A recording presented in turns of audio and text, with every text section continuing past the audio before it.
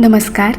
काल 26 जानेवारी 2026 म्हणजेच 77वा प्रजासत्ताक दिन.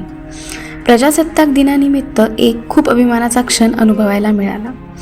आमचे पप्पा श्री बालासाहेब एकनाथराव चव्हाण, जे योगेश्वरी सेवा सहकारी सोसायटी अंबेजोगाई जिल्हा बीडमध्ये सचिव म्हणून कार्यरत आहेत, त्यांच्या आणि इतर सर्व मान्यवरांच्या उपस्थितीत ध्वजारोहण संपन्न झाले.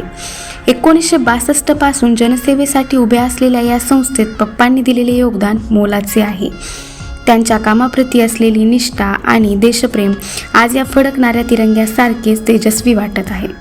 हा सुंदर व्हिडिओ माझ्या भावाने म्हणजेच पृथ्वीराज चव्हाणने शूट केला असून पप्पांच्या या यशाचा आम्हाला सार्थ अभिमान आहे. जय हिंद, जय भारत.